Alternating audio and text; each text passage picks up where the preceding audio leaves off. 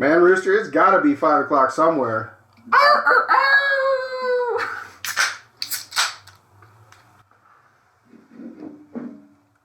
Hey everybody, welcome back to That's Joe. I'm Rooster. I'm Bishop. And today we're talking about brains. Give us your brains. Bring out your dead. Bring out your dead. Bong. I've been watching this show Black Summer on Netflix, and it's got me all fucked up. I've been dreaming hella about like zombies coming to our town, breaking into my house and shit, thinking about what I would do for plans. And you know, I got a 100% glass door, so I feel like it wouldn't take more than a day for them to get into my bitch.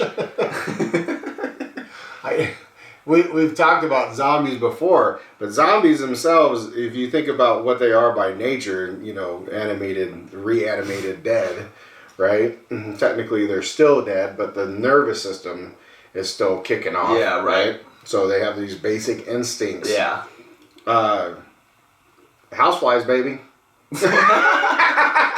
I always forgot you said that. Have you did that on this show before? You said that? I don't know. I think so. Maybe once maybe or it was the maiden voyage. Maybe the maiden voyage. Maybe. I don't know. If so, you have to let us know down in the comments if you know where we referenced that material from. But yeah, houseflies, man. Yeah. Like totally. They'd rip them apart in fucking no time. Yeah, in warm weather situation. Yeah. I'm sorry, man. I mean, they'd be. I get it. They'd be walking around, right? And then, but the flies would still be on them. The maggots would still be on them. Oh yeah. Just ripping them to shreds. Oh yeah. Unless bones can walk on their own, I'm not too worried about it. Imagine the zombies. Fucking get off of me, goddamn. You know where it gets scary is those movies like 28 Days Later and 28 Weeks Later, where it's a virus and it turns you into a flesh-eating maniac. Wait, that's not zombies? Well, but they're still alive. Oh, they didn't die and Right. then Right. Yeah, okay. That is scary as shit. Yeah. Yeah, that's just like some straight up rabies or some shit. No, that's not good. That is not good. There's bullets flying for sure on that one. I don't know. You think about it, what the possibility is, you know, it's a virus. It's a virus. Right. Sound familiar? Wait a second. But it's a virus that, you know, afflicts you, and then when you die, you're reanimated. So, I mean, what does that really look like? I mean, if that were to really happen, the world changes forever.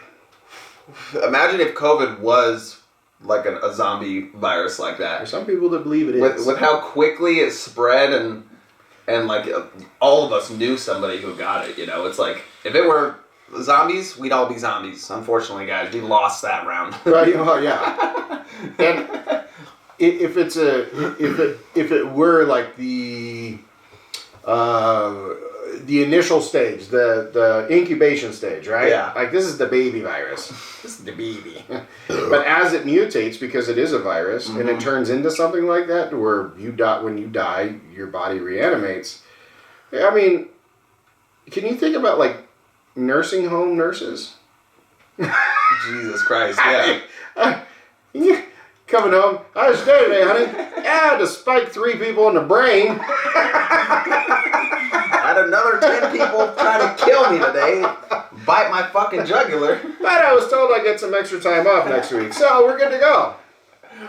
Could you imagine that? That becomes a natural protocol. Because if it's the brain, right? The brain is the one thing you have to like disrupt so it doesn't continue. You know, I mean, just carry your prison shank around with you. I mean, imagine everywhere you go. Imagine being at the hospital, right? For real, that's what I was gonna say. I was like, nurses and shit would be the first to go. Nurses and fat people. Oh God! Oh no!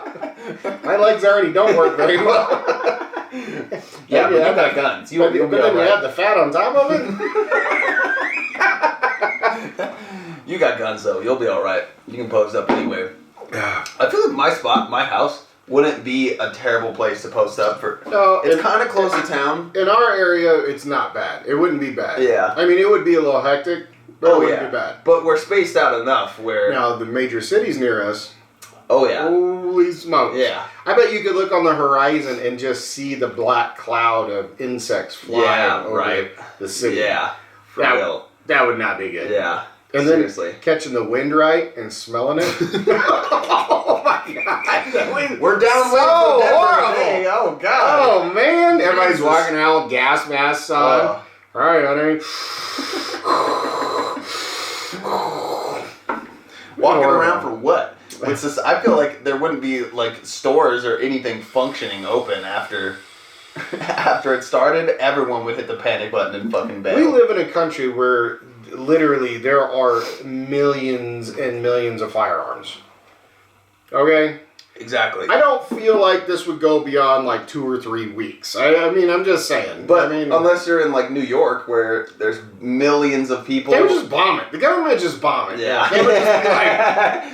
There's a lost cause, folks. Boop. They put out the emergency calls to all the important people, and you're sitting there with your phone, and I have to be where, when? Oh shit, emergency I'm being alert. evacuated. Okay. Nuclear detonation in 1 hour. And then as you're flying away, you see missiles inbound. If you're lucky enough, like get on the plane or some shit. And I was worried about feeding the dogs. Hey, dog.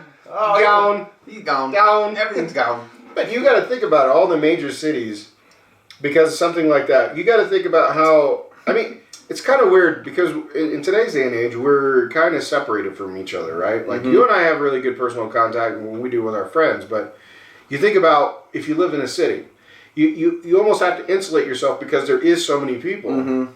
And so you got your blinders on, you're walking down the street or you're doing something, you wouldn't notice if somebody was sick, came up to bite you or do whatever. Yeah. You wouldn't know. That's why it would spread so fast. Exactly. And it wouldn't, until about probably 30% of the population was infected, it wouldn't, people just wouldn't know. Yeah. They just wouldn't know. 30% is a lot. Yeah, but it would happen quick. Yeah. Because people literally shoulder to shoulder, you know, yeah. they're right on top of each other. So, but in the rural setting, I mean, we spot them. We know when somebody in our area has had too much to drink. It's like we get plenty of zombies in our work. Like, it's like, well, you can watch people going down the street, and it's like, boom, that was one light pole. Boom, that was another light pole. Boom. Are they gonna go 4 for 4? Right. Like, I don't in the rural settings. It wouldn't be that bad, but in the domesticated and highly populated areas, oh, it'd be hell, man. I feel like even most people out here would have no idea what to do. No, they wouldn't. Like they wouldn't. Like, how do you get water if your faucet is not giving you water? Well, that's true. I mean, but that's lack of knowledge, right? Exactly. That's just honestly, it's arrogant. It's arrogance in the system that you think that the system will always be there for you. So you become dependent on it, right? And.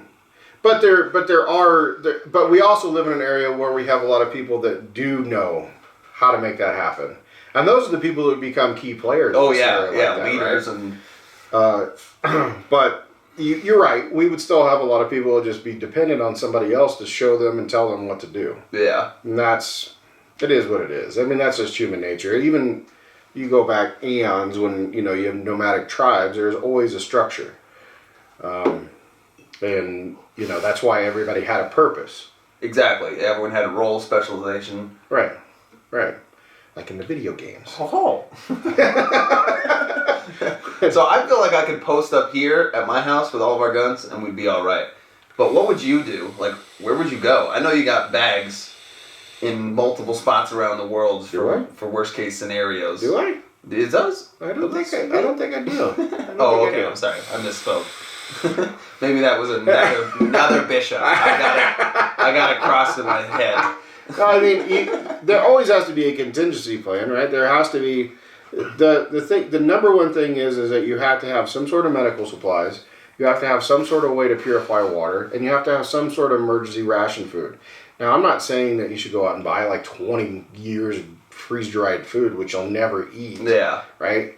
I'm not some crazy-ass prepper. But the thing is you need to have like, they do make emergency ration bars that, you know, one bar is like 3,000 calories plus. or something. It's insane. I was it like, tastes like shit. oh, I bet. It tastes like you're eating gritty butter. I mean, it's just really, it's bad. oh my, is it just like way too like rich of a flavor? It's not really rich. It's just not normal. I just can't imagine eating something an inch by an inch that has 3,000 calories. Oh, it was not inch by an inch. I mean, it's the size of like a normal granola bar. Oh, okay. Right? Okay. I mean, but you can pack like 40 of those bars in a space of like, I don't know, 6 by 6 by 4. I mean, it doesn't take up much space. Yeah. Right? So in a backpack scenario, and you got a water purification system, and you got some, you know, light ammo and a light firearm, and some medical supplies, fire starter, you can survive for quite a while. Knife and a hatchet, you can go a long way with those things. Compass, map. Right. If you know how to read a compass and a map, how many do you know out there? Let us know. I don't know. I know how to read a map, but like actually using the compass to like direct yourself with the map, and that's another story. And understanding, you know, grid coordinates and understanding how to break it down, and it's really not that difficult. I mean, you can literally watch a 20-minute video and completely understand it. It's not. It's not. But in a survival scenario, you're not thinking about that. Yeah. You're thinking about getting as far away from a mass population. That's what I'm saying. Where would you go? Where are you? Wherever there's nobody. Headed? Which is where? Yeah, wherever they're not. Alaska? I don't know. Maybe. That's a long trek for us. Yeah. It's a long trek for us, but I mean... Maybe like North Dakota or something? I'm trying to think about... Go away from everybody. Don't hang out. Only have the people you can trust. Right. Because in a scenario like that, as you're moving through and you're trying to get to a safe place, you need to understand that when you encounter somebody else, you have seconds. You have seconds to identify friend or foe. Mm-hmm. And unfortunately, if you're not friend... then you're dead, folks. It probably won't end well. That was this whole Black Summer show, like I've been talking about, so many instances of people trying to get to a safe space or whatever, and then there's a child or a woman on the side of the road that's like, please, please help me, I need help, whatever. They get out to help them, somebody else comes around the corner, bam, blows out their fucking head. It just makes me think of all the scenarios of like, when all this shit goes down, people are going to be so desperate, people are going to turn on each other like fucking wolves. Oh, yeah, I mean, it turns into complete chaos. Yeah. I mean, look at what happened with COVID. You couldn't get a roll of toilet paper to save your life. You had to give up your right leg. Right? Now imagine a similar thing. You have a viral component that's easily spread, right? But now everything is shut down. Yeah. There is no stores. Yeah. There is no cell service. Right. There is no, running water and lights. Mm-hmm. You have to know how to keep yourself warm. You have to know how to... I mean, how many of you out there know actually how to field dress an animal and put it into a stew pot and make something to eat? How many people know how to actually grow food? That's the thing. Right? For real. I mean, these are practical skills, and this is why you have organizations that, I sponsor, like Future Farmers of America, and up until recently, the Boy Scouts. They got weird shit going on. I was like, up until recently. Don't get involved in that. It's as bad as the Catholic Church. Oh God. But you got Future Farmers of America, 4-H clubs, things like that, where I'm a donor to those organizations, because those individuals, they learn the life skills, they learn the tools, mm-hmm. and it has nothing to do with us talking about zombies. But these are the individuals that later on they make sure that the food's grown. Yeah. They make sure that the animals that so many people take for granted in a little package at the store. Right. They grow are actually them. getting chopped up and processed and made available.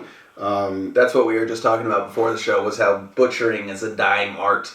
and if anybody out there, I highly encourage you. I mean, in our area, we know personally that mobile butchers out here for livestock and whatnot, they make it upwards in the tune of $2,000 to $3,000 a day.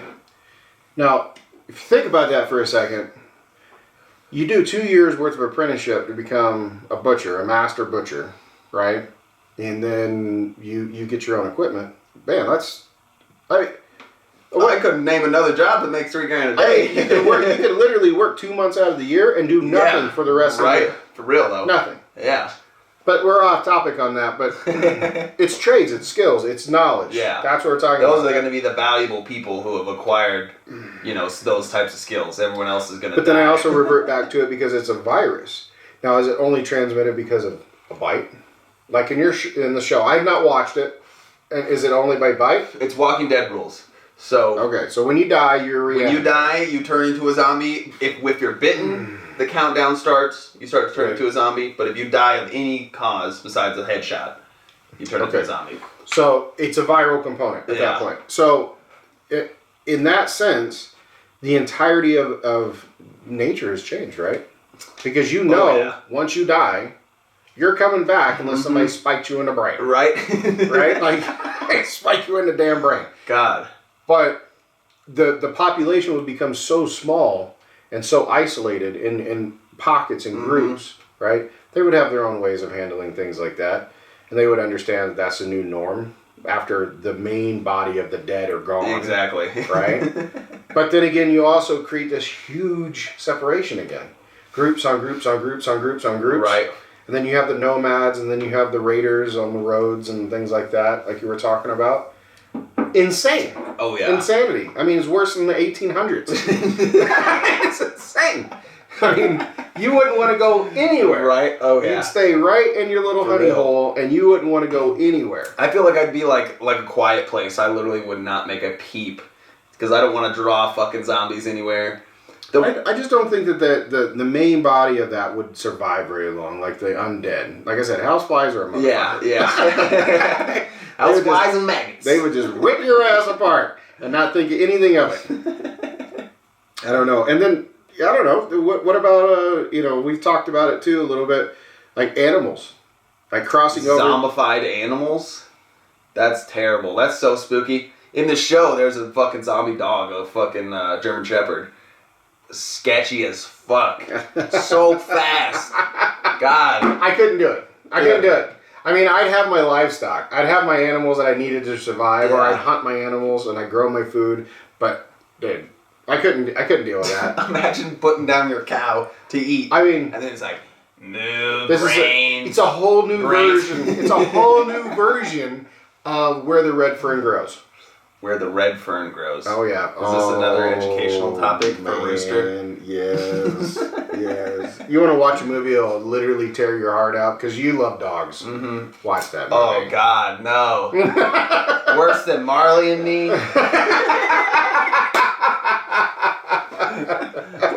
Folks, we hope you enjoyed it. Leave the comments down below. Like, share, subscribe. Keep doing it. We've picked up a couple new subscribers. We really appreciate it. We want to interact with you.